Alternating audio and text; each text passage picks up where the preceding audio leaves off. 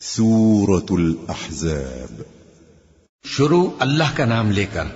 جو بڑا مہربان نہایت رحم والا ہے۔ اے پیغمبر،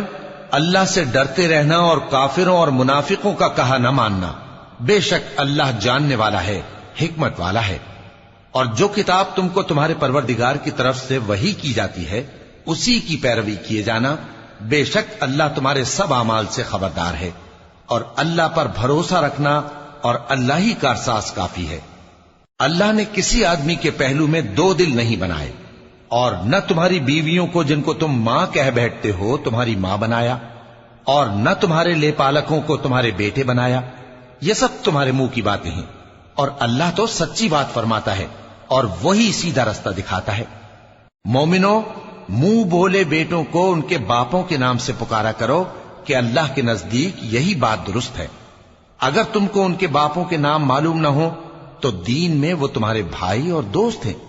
اور جو بات غلطی سے ہو گئی ہو اس کا تم پر کچھ گناہ نہیں، لیکن جو قصد دلی سے کرو اس پر مواخذہ ہے، اور اللہ بخشنے والا ہے، مہربان ہے۔ پیغمبر مومنوں پر ان کی جانوں سے بھی زیادہ حق رکھتے ہیں، اور پیغمبر کی بیویاں لوگوں کی مائیں ہیں، اور رشتہ دار آپس میں کتاب اللہ کی روح سے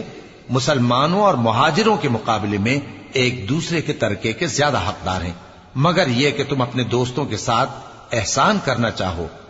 یہ حکم کتاب یعنی قرآن میں لکھ دیا گیا ہے۔ اور جب ہم نے پیغمبروں سے ان کا عہد لیا، اور تم سے اور نوح سے اور ابراہیم سے اور موسیٰ سے اور مریم کے بیٹے عیسیٰ سے،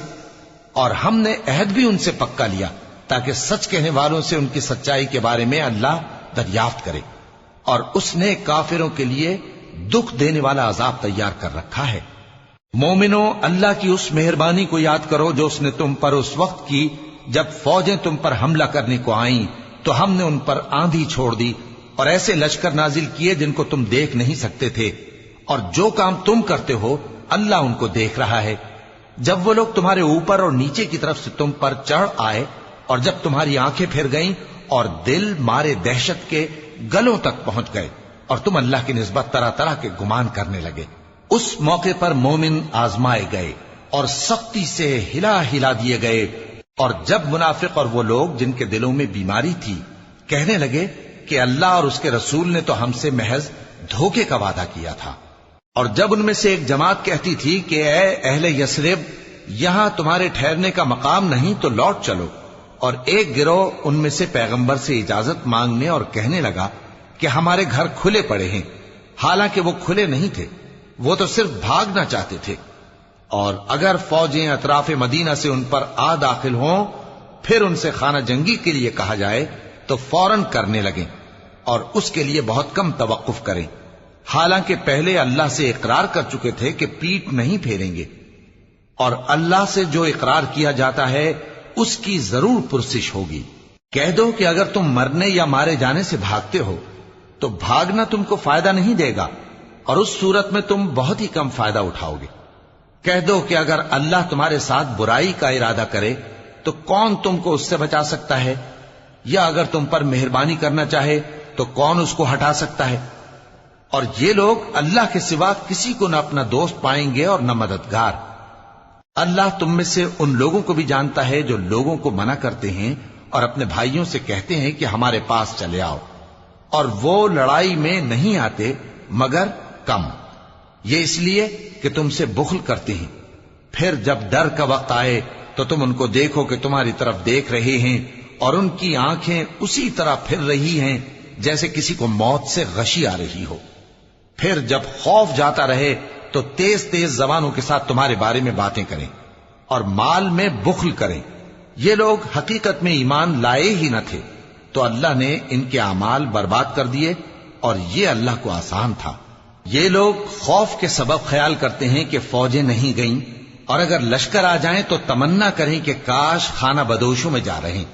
اور تمہاری خبر پوچھا کریں، اور اگر تمہارے درمیان ہوں تو لڑائی نہ کریں مگر کم۔ مسلمانوں، تم کو اللہ کے رسول کی پیروی کرنی بہتر ہے، یعنی ہر اس شخص کو جسے اللہ سے ملنے اور روز قیامت کے آنے کی امید ہو، اور وہ اللہ کا ذکر کثرت سے کرتا ہو۔ اور جب مومنوں نے کافروں کے لشکر کو دیکھا تو کہنے لگے یہ وہی ہے جس کا اللہ اور اس کے پیغمبر نے ہم سے وعدہ کیا تھا، اور اللہ اور اس کے پیغمبر نے سچ کہا تھا، اور اس سے ان کا ایمان اور اطاعت اور زیادہ ہو گئی۔ مومنوں میں کتنے ہی ایسے شخص ہیں کہ جو اقرار انہوں نے اللہ سے کیا تھا اس کو سچ کر دکھایا۔ پھر ان میں بعض ایسے ہیں جنہوں نے اپنی نظر پوری کر دی، یعنی جان دے دی، اور بعض ایسے ہیں کہ انتظار کر رہے ہیں، اور انہوں نے اپنے قول کو ذرا بھی نہیں بدلا، تاکہ اللہ سچوں کو ان کی سچائی کا بدلہ دے اور منافقوں کو چاہے تو عذاب دے یا ان پر مہربانی فرمائے۔ بے شک اللہ بخشنے والا ہے، مہربان ہے۔ اور جو کافر تھے ان کو اللہ نے پھیر دیا، وہ اپنے غصے میں بھرے ہوئے تھے، کچھ بھلائی حاصل نہ کر سکے، اور اللہ مومنوں کے لیے لڑائی میں کافی ہو گیا، اور اللہ زور آور ہے، غالب ہے۔ اور اس نے اہل کتاب میں سے جن لوگوں نے ان کی یعنی مکے والوں کی مدد کی تھی ان کو ان کے قلعوں سے اتار دیا اور ان کے دلوں میں دہشت ڈال دی، تو بعض کو تم قتل کر دیتے تھے اور بعض کو قید کر لیتے تھے، اور ان کی زمین اور ان کے گھروں اور ان کے مال کا اور اس زمین کا جس میں تم نے پاؤں بھی نہیں رکھا تھا اس نے تم کو وارث بنا دیا، اور اللہ ہر چیز پر قدرت رکھتا ہے۔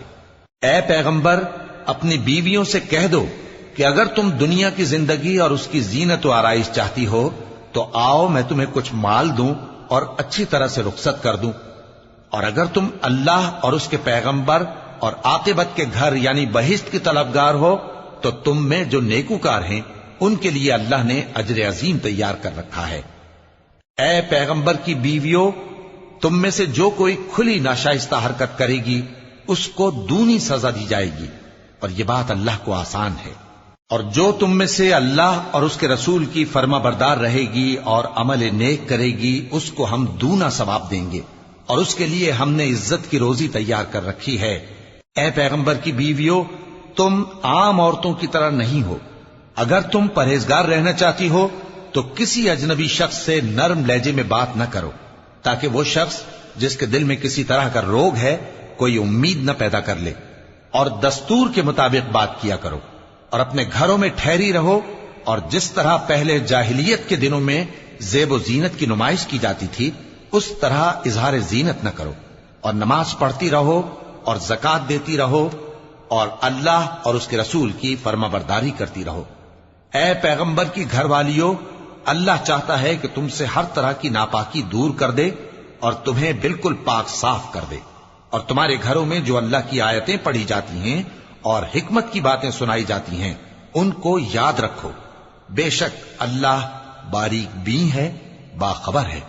جو لوگ اللہ کے آگے سر اطاعت خم کرنے والے ہیں یعنی مسلمان مرد اور مسلمان عورتیں اور مومن مرد اور مومن عورتیں اور فرمانبردار مرد اور فرمانبردار عورتیں اور راست باز مرد اور راست باز عورتیں اور صبر کرنے والے مرد اور صبر کرنے والی عورتیں اور عاجزی کرنے والے مرد اور عاجزی کرنے والی عورتیں اور خیرات کرنے والے مرد اور خیرات کرنے والی عورتیں اور روزے رکھنے والے مرد اور روزے رکھنے والی عورتیں اور اپنی شرمگاہوں کی حفاظت کرنے والے مرد اور حفاظت کرنے والی عورتیں اور اللہ کو کثرت سے یاد کرنے والے مرد اور کثرت سے یاد کرنے والی عورتیں۔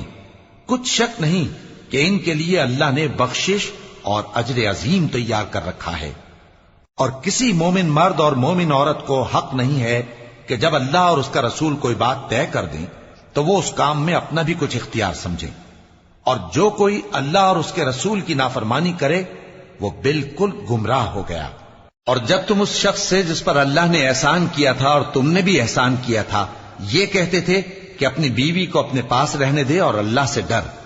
اور تم اپنے دل میں وہ بات چھپا رہے تھے جس کو اللہ ظاہر کرنے والا تھا، اور تم لوگوں سے ڈرتے تھے، حالانکہ اللہ ہی اس کا زیادہ مستحق ہے کہ اس سے ڈرو۔ پھر جب زید نے اس سے تعلق ختم کر لیا یعنی اس کو طلاق دے دی تو ہم نے اسے تمہاری زوجیت میں دے دیا تاکہ مومنوں پر ان کے منہ بولے بیٹوں کی بیویوں کے ساتھ نکاح کرنے کے بارے میں جب وہ بیٹے ان سے اپنا تعلق ختم کر لیں یعنی طلاق دے دیں کچھ تنگی نہ رہے، اور اللہ کا حکم واقع ہو کر رہنے والا تھا۔ پیغمبر پر اس کام میں کچھ تنگی نہیں جو اللہ نے ان کے لیے مقرر کر دیا، اور جو لوگ پہلے گزر چکے ہیں ان میں بھی اللہ کا یہی دستور رہا ہے اور اللہ کا حکم ٹھہر چکا تھا، یعنی ان پیغمبروں میں جو اللہ کے پیغام جوں کہ توں پہنچاتے اور اس سے ڈرتے اور اللہ کے سوا کسی سے نہیں ڈرتے تھے، اور اللہ ہی حساب کرنے کو کافی ہے۔ محمد صلی اللہ علیہ وآلہ وسلم تمہارے مردوں میں سے کسی کے والد نہیں ہیں، لیکن اللہ کے پیغمبر اور نبیوں کی مہر یعنی سلسلہ نبوت کو ختم کر دینے والے ہیں، اور اللہ ہر چیز سے واقف ہے۔ اے اہل ایمان، اللہ کا بہت بہت ذکر کیا کرو اور صبح و شام اس کی پاکی بیان کرتے رہو، وہی تو ہے جو تم پر رحمت بھیجتا ہے اور اس کے فرشتے بھی، تاکہ تم کو اندھیروں سے نکال کر روشنی کی طرف لے جائے، اور اللہ مومنوں پر مہربان ہے۔ جس روز وہ اس سے ملیں گے تو ان کا تحفہ اللہ کی طرف سے سلام ہوگا، اور اس نے ان کے لیے عمدہ ثواب تیار کر رکھا ہے۔ اے پیغمبر، ہم نے تم کو گواہی دینے والا اور خوشخبری سنانے والا اور خبردار کرنے والا بنا کر بھیجا ہے، اور اللہ کی طرف اسی کے حکم سے بلانے والا اور چراغ روشن۔ اور مومنوں کو خوشخبری سنا دو کہ ان کے لیے اللہ کی طرف سے بڑا فضل ہے، اور کافروں اور منافقوں کا کہا نہ ماننا اور نہ ان کے تکلیف دینے پر نظر کرنا، اور اللہ پر بھروسہ رکھنا، اور اللہ ہی کارساز کافی ہے۔ مومنوں، جب تم مومن عورتوں سے نکاح کر کے ان کو ہاتھ لگانے یعنی ان کے پاس جانے سے پہلے طلاق دے دو تو تم کو کچھ حق نہیں کہ ان سے عدت پوری کراؤ، بس ان کو کچھ فائدہ یعنی خرچ دے دو اور ان کو اچھی طرح سے رخصت کر دو۔ اے پیغمبر صلی اللہ علیہ وآلہ وسلم، ہم نے تمہارے لیے تمہاری بیویاں جن کو تم نے ان کے مہر دے دیے ہیں حلال کر دی ہیں، اور تمہاری باندیاں جو اللہ نے تم کو کفار سے بطور مال غنیمت دلوائی ہیں، اور تمہارے چچا کی بیٹیاں اور تمہاری پھوپھیوں کی بیٹیاں اور تمہارے ماموں کی بیٹیاں اور تمہاری خالاؤں کی بیٹیاں جو تمہارے ساتھ وطن چھوڑ کر آئی ہیں، سب حلال ہیں۔ اور کوئی مومن عورت اگر اپنے آپ کو پیغمبر صلی اللہ علیہ وآلہ وسلم کے حوالے کر دے یعنی مہر کے بغیر نکاح میں آنا چاہے، بشرطے کہ پیغمبر صلی اللہ علیہ وآلہ وسلم بھی اس سے نکاح کرنا چاہیں، وہ بھی حلال ہے۔ لیکن یہ اجازت اے نبی صلی اللہ علیہ وآلہ وسلم خاص تم ہی کو ہے، سب مسلمانوں کو نہیں۔ ہم نے ان کی بیویوں اور باندیوں کے بارے میں جو مہر واجب الادا مقرر کر دیا ہے ہم کو معلوم ہے، یہ اس لیے کیا گیا ہے کہ تم پر کسی طرح کی تنگی نہ رہے، اور اللہ بخشنے والا ہے، مہربان ہے۔ اے پیغمبر صلی اللہ علیہ وآلہ وسلم، تم کو یہ بھی اختیار ہے کہ جس بیوی کو چاہو پیچھے رکھو اور جسے چاہو اپنے پاس رکھو، اور جس کو تم نے پیچھے کر دیا ہو اگر اس کو پھر اپنے پاس طلب کر لو تو تم پر کچھ گناہ نہیں۔ یہ اجازت اس لیے ہے کہ ان کی آنکھیں ٹھنڈی رہیں اور وہ رنجیدہ نہ ہوں، اور جو کچھ تم ان کو دو اسے لے کر سب خوش رہیں، اور جو کچھ تمہارے دلوں میں ہے اللہ اسے جانتا ہے، اور اللہ جاننے والا ہے، بردبار ہے۔ اے پیغمبر صلی اللہ علیہ وآلہ وسلم، ان کے سوا اور عورتیں تم کو جائز نہیں،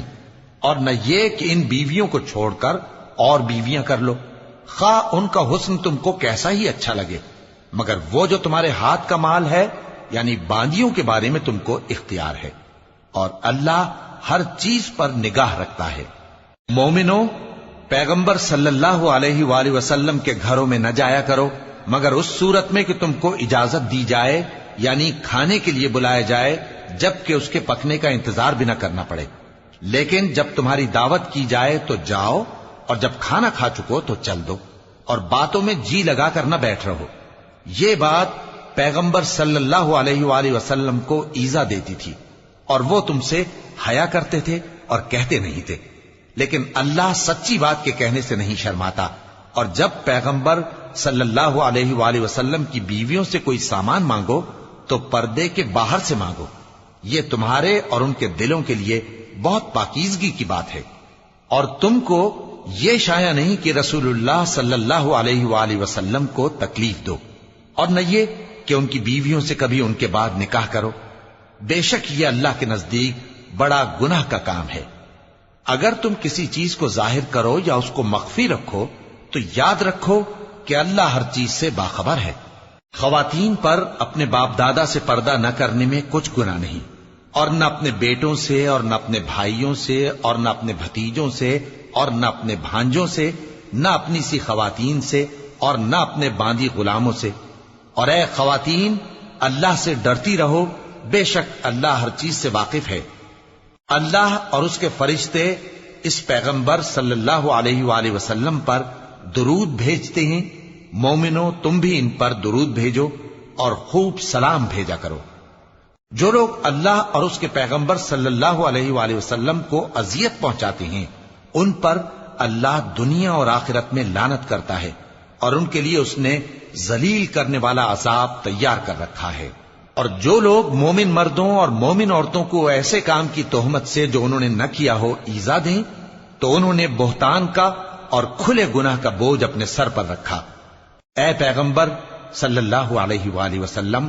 اپنی بیویوں اور بیٹیوں اور مسلمانوں کی عورتوں سے کہہ دو